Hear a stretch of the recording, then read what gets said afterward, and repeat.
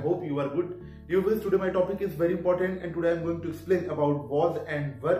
This is very important uses in English grammar section, so I request you please watch the video till end.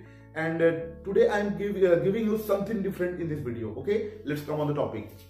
Viewers, आज का जो हमारा topic है वो है use of was and where, मतलब was और वर का जो यूज होता है आज हम उसके बारे में डिस्कशन करेंगे, उसके बारे में चर्चा करेंगे, कई सारे मिस क्लियर करेंगे और जो कई डाउट्स होते हैं वो सारे डाउट क्लियर करेंगे।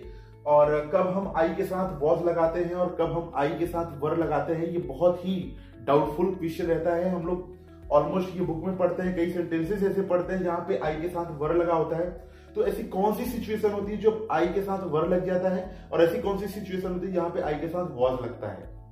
ओके, ये बहुत ही इंपॉर्टेंट और डाउटफुल क्वेश्चंस है, तो वो सारी चीजें मैं इस वीडियो में क्लियर करूंगा। आइए चलते हैं टॉपिक पे। यूनिवर्स, जैसे कि आप जानते हैं कि वॉज मतलब था, थी, थे होता है और वर मीन्स भी था, थी, थे होता है। इसे हम सिंपल टेंस में, जब हम सिंपल टेंस पढ़ते हैं तो उसमें सिंपल टेंस के नाम से भी ये यूजेस जाने जाते हैं। फिलहाल मैं आपको नॉर्मली यूजेस पढ़ा रहा हूं, अगर आपको ट्रांसलेट करने छोटे मोटे सेंटेंसेस नहीं आते तो वो आप यहाँ से सीख सकते हैं। जैसे कि था, थी, थे, इन दोनों का मीन्स हो रहा है, लेकिन प्रॉब्लम ये आती है कि अब आप कंफ्यूज होंगे कि सर हम वॉज का यूज कब करेंगे और वर का यूज कब करेंगे, मतलब ऐसी कौन सी सिचुएशन होगी जब हम इन दोनों का यूज करेंगे। दोनों का मीन्स तो सेम ही है। तो मैं आपको बताना चाहूंगा कि जब हमारा सब्जेक्ट सिंगुलर हो, सब्जेक्ट मतलब होता है डूअर, डूअर मतलब होता है करता, जब करने वाला अगर एक हो तो हम लगाते हैं वॉज, और अगर करने वाला एक से अधिक हो इट मींस प्लूरल सब्जेक्ट। अगर आपका सब्जेक्ट प्लूरल सब्जेक्ट है, मतलब कि इन पांचों में से कोई भी एक, ये आपके देख रहे हैं ना 1 2 3 4 5, अगर इन 5 में से कोई एक है तो आप यूज करेंगे वर।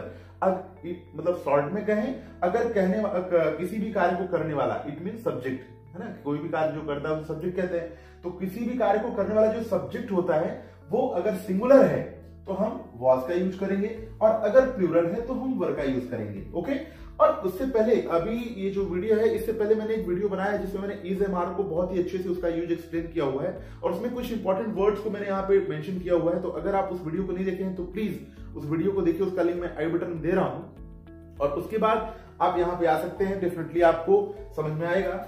आइए समझते हैं। जैसे मान लीजिए मैंने कहा कि यहाँ पे देखिए this, that, he, she, it, I और नेम, इनके साथ वॉज का यूज होता है। जैसे मान लीजिए किसी का नाम रोहन है तो रोहन एक अच्छा लड़का था, है ना। अब देखिए लास्ट में था आ रहा है, अब था आया और जो हमारा जो सब्जेक्ट है वो क्या है, सिंगुलर नंबर है। तो हम ये देखेंगे कि लास्ट में था आ रहा है और हमारा जो सब्जेक्ट है सिंगुलर है, मतलब हमें लगाना है वॉज। ओके, तो सबसे पहले हम लिखेंगे रोहन को, जो हमारा सब्जेक्ट है रोहन, उसके बाद हम लगाएंगे आपका जो हेल्पिंग वर्ब है वॉज, उसके बाद अ आर्टिकल, उसके बाद गुड, उसके बाद हम बॉय लगा करके फुल स्टॉप लगा देंगे। बात समझ में आई। ये जो सेंटेंस बनते हैं ये 3 फॉर्मेट में बनते हैं। तो ये रहा आपका अफर्मेटिव सेंटेंस, ठीक है। दूसरा होता है नेगेटिव। नेगेटिव में क्या होता है, जैसे ये है तो मैंने यहाँ पे लिखा है रोहन एक अच्छा लड़का है, सॉरी लड़का था, तो आप यहाँ पे कर सकते हो कि रोहन एक अच्छा लड़का नहीं था। अगर नहीं शब्द आ गया तो वो नेगेटिव सेंटेंस बन गया। अब देखिए जैसे मैंने लिखा कि हाँ, अगर सेंटेंस यहाँ पे नहीं आ जाए, रोहन एक अच्छा लड़का नहीं था, अगर नहीं आ गया तब हम क्या करेंगे, रोहन वॉज, वॉज के साथ तुरंत हम नॉट लगा देंगे, वॉज नॉट हो जाएगा, ठीक है। वॉज नॉट अ, उसके बाद गुड बॉय। समझ में आया। मतलब आपको करना क्या है, अगर नहीं शब्द आ गया सेंटेंस में, अगर नहीं शब्द नहीं आया हुआ है तो वो आपका अफर्मेटिव सेंटेंस है, आप बिल्कुल इस तरीके से करेंगे। लेकिन अगर सेंटेंस में नहीं शब्द आ गया तो आप तुरंत वहां पे वॉज के साथ नॉट लगा देंगे, सिर्फ वॉज के साथ, और कहीं आप नहीं लगाएंगे कि जो नहीं शब्द आया लास्ट में तो हम लास्ट में लगा देंगे, बिल्कुल गलत हो जाएगा। तब आपका जो नहीं वर्ड है वो आप वॉज के साथ लगाओगे। ओके, जो आपका हेल्पिंग वर्ड है बिल्कुल उसी से आप ज्वाइंट कर दोगे। और अगला होता है अगर जब इंट्रोगेटिव वर्ड बीच में आए, जैसे क्या रोहन अच्छा लड़का था, है ना। अगर इस तरीके से पूछताछ की जाती है, जब इंक्वायरी की बात होगी, क्या अगर क्वेश्चन जो होता है जो अगर क्या से शुरू हो रहा है, तब हम क्या करते हैं, सबसे पहले हम वॉज लगाते हैं। वॉज क्यों लगाते हैं, क्योंकि हमारा जो सब्जेक्ट है वो सिंगुलर नंबर है। प्लीज सब्जेक्ट पे आप स्पेशली ध्यान रखिएगा, सारा गेम सब्जेक्ट पे डिपेंड है। अगर सब्जेक्ट आपका सिंगुलर है तो रूल्स चेंज हो जाएंगे, प्लूरल है तो रूल्स चेंज हो जाएंगे। सिंगुलर रहेगा तो वॉज, प्लूरल रहेगा तो वर। यहाँ पे हमारा सब्जेक्ट सिंगुलर है, हमने यहाँ पे लगाया वॉज। रोहन, अब यहाँ पे हम देखिए हमारा जो सेंटेंस है वो इंट्रोगेटिव सेंटेंस है। अब हम आगे समझते हैं, क्या रोहन एक अच्छा लड़का था, तो हम लगाएंगे यहाँ पे was Rohan a good boy, good boy. सारी चीजें बिल्कुल सेम रहेंगी, बस अगर ये जो रोहन के बाद आप जो यहाँ पे वॉज लगा रहे थे वही वॉज पहले आ जाएगा। लेकिन होता क्या है कि कभी कभार ये जो इंट्रोगेटिव सेंटेंस होता है ये बीच में होता है। अगर इंट्रोगेटिव सेंटेंस अगर बीच में आ जाए तब हम क्या कैसे करते हैं वो जरा समझते हैं। जैसे वह कैसा लड़का था, है ना, वह कैसा लड़का था। अब देखिए यहाँ पे कैसा वर्ड बीच में आया हुआ है, सेंटेंस के बीच में आया हुआ है, तो हम सबसे पहले क्या करते हैं, जो हमारा क्वेश्चन वर्ड होता है ना, व्हाट, व्हेन, हाउ, ये जो हमारे क्वेश्चन वर्ड होते हैं हम सबसे पहले इनको लिखते हैं। सबसे पहले कैसा की इंग्लिश क्या होती है, हाउ, हाउ। अब हम उसके बाद लगाएंगे जो हमारा हेल्पिंग वर्ड है, हाउ वॉज। उसके बाद हमारा सब्जेक्ट क्या है, ही, लड़का है ना, तो लड़के के लिए हम ही का यूज करते हैं, हाउ वॉज ही। उसके बाद बॉय, उसके बाद क्वेश्चन मार्क। बात समझ में आई? ये रहा आपका वॉज का यूज। और इसी तरीके से अब देखिए जहां पे रोहन आया हुआ है यहाँ पे आप ही लगा सकते हो, सी का भी यूज आ सकता है, यहाँ पे बीट भी आ सकता है ना, दिस आ सकता है, दैट आ सकता है। अगर इनमें से कुछ भी आ रहा है तो आप यहाँ पे लगा करके वॉज लगा देंगे। ये सारे आपके सब्जेक्ट हैं, बात समझ में आई? अगर यहाँ रोहन की जगह ये सारे सब्जेक्ट अगर आपके आ रहे हैं तो आप डेफिनेटली आराम से आप यूज कर सकते हैं। ओके, आई होप ये आपको समझ में आ गया होगा। अब मैटर आता है वर्ब का यूज का। वर्ब का यूज हम कैसे करते हैं, अगर आपके जो सब्जेक्ट हैं these, those, you, they, we, I, अगर इन पांचों छह में से अगर कुछ भी आता है, आई की बात अभी मैं नहीं कर रहा, अगर उन पांच में से कुछ भी यहाँ पे सब्जेक्ट के रूप में आता है तो आप यहाँ जहां वॉज लगाए हो यहीं पे आप वर लगा दोगे। बात समझ में आई?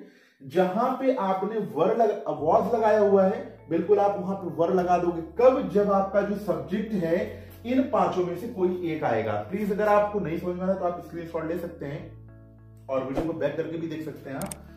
जहां पे आपने वॉज लगाया हुआ है according to subject you have to use verb. Okay, अब आइए जरा समझते हैं जो कंडीशनल सेंटेंसेस होते हैं, कब हम आई के साथ वर्ब का यूज करेंगे, कब हम आई के साथ वॉज का यूज करेंगे। बहुत ही इंपॉर्टेंट और डाउटफुल क्वेश्चन होता है।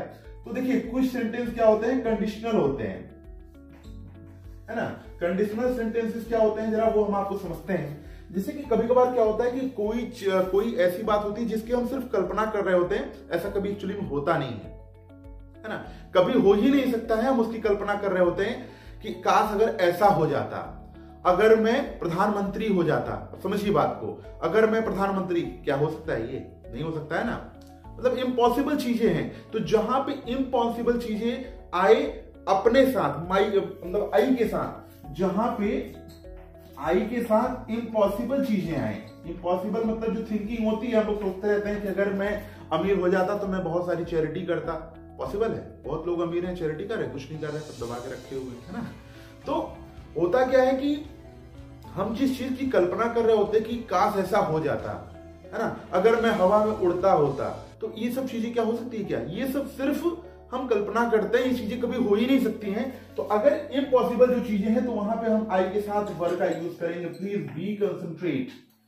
B concentrate on the board. I के साथ इम्पॉसिबल सेंटेंसेस जो होते हैं वहां पे हम आई के साथ वर्ब का यूज करेंगे। जहां पे होने की कोई, किसी भी कार्य के होने की जहां पे कोई संभावना नहीं है दूर दूर तक, वहां पे हम वर्ब का यूज करेंगे। जो सिर्फ कल्पना की जा सकती है, हो बिल्कुल नहीं सकती है, वहां पे हम वर्ब का यूज करेंगे। और जहां पे आई के साथ वॉज का यूज कब होगा, जैसे कि अगर मैं आपसे कहूं कि मैं अगर वहां होता तो ये हो जाता। अब यहां पे देखिए मैं वहां हो सकता था, मतलब जो चीजें पॉसिबल है वहां पे, जहां पे पॉसिबिलिटीज हो, है ना, तो जहां पे पॉसिबिलिटीज हो वहां पे आप वॉज, आई के साथ वॉज यूज कर सकते हैं। जहां पे पॉसिबिलिटीज हो वहां पे आप आई का यूज करेंगे। बट अगर जहां पे इम्पॉसिबल हो, जहां पे चीजें बिल्कुल क्लियर ही नहीं है, बिल्कुल आप डाउट में हो, बस आप कल्पना की जा रहे हो कि अगर मैं ऐसा होता, अगर मैं, तो वहां पे आप आई के साथ वर यूज करेंगे। ठीक है, और आई होप ये वीडियो आपको बिल्कुल पसंद आया होगा, और ज्यादा से ज्यादा शेयर करिए अगर आपको अच्छा लगता है तो, और कुछ अपना कमेंट जरूर मेंशन किया करिए। आपका कमेंट हमारे लिए बहुत इंपॉर्टेंट होता है। ओके, और मिलते हैं नेक्स्ट वीडियो में एक अमेजिंग और इंटरेस्टिंग टॉपिक के साथ। Thank you very much.